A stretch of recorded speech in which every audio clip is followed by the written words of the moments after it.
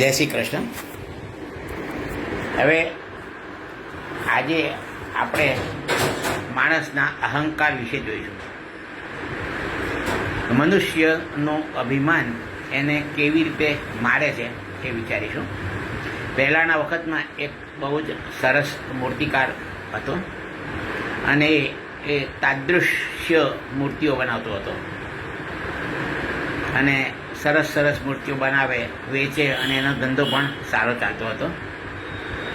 હવે એક વખત એની ઉંમર થઈ અને એને એક સાધુ સંત મહાત્મા મળ્યા અને એમણે કહ્યું કે ભાઈ હવે તારો મૃત્યુકાળ આવ્યો છે અને આ દિવસે તારું મૃત્યુ છે.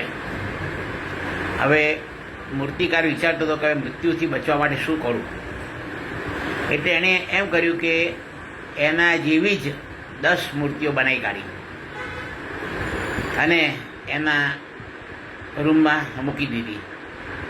હવે એક દિવસ યમરાજાના દૂત આવે છે અને મૂર્તિકાર વત્તા 10 મૂર્તિ આ બધું જોઈ અને યમના દૂતો આશ્ચર્યચકિત થઈ જાય છે. એ પણ સાચા મનુષ્યને શોધી શકતા નથી. એ વિચારે છે કે જો અમારા જેવો માણસ કોઈ મૂર્તિ તોડી નાખે તો અમને બહુ જ અપયશ મળશે, એટલે અમારે તો સાચો મૂર્તિકાર મારવો પડે. અને બીજું, મૂર્તિકારને માર્યાનું કાર્ય પણ પૂરું થઈ ગયું કહેવાય. એટલે યમદૂતો વિચારે છે કે દરેક મનુષ્યની એક ખામી છે, એમાં કોઈ બાકાત નથી. મનુષ્ય માત્ર અહંકાર હોય છે. અહમ બ્રહ્માસ્મિ, મારા જેવો તો આ પૃથ્વી પર કોઈ છે જ નહીં, એવું અભિમાન હોય છે. એટલે યમદૂતો એનો ઉપયોગ કરે છે અને બોલે છે કે આ મૂર્તિકારે મૂર્તિઓ તો બહુ સરસ સરસ બનાવી છે, એના જેવો મૂર્તિકાર મળવો મુશ્કેલ છે, પણ એની એક ખામી રહી ગઈ છે. જો અમને રૂબરૂ મળે તો એને ખામી બતાવીએ.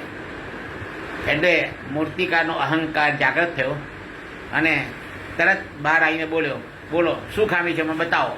બસ કે આ જ ખામી છે, તારો અહંકાર એ જ ખામી છે અને અહંકારના હિસાબે હવે તું મરીશ. આટલું બોલી અને યમદૂતો એ મૂર્તિકારને લઈ ગયા. ઓમ શાંતિ.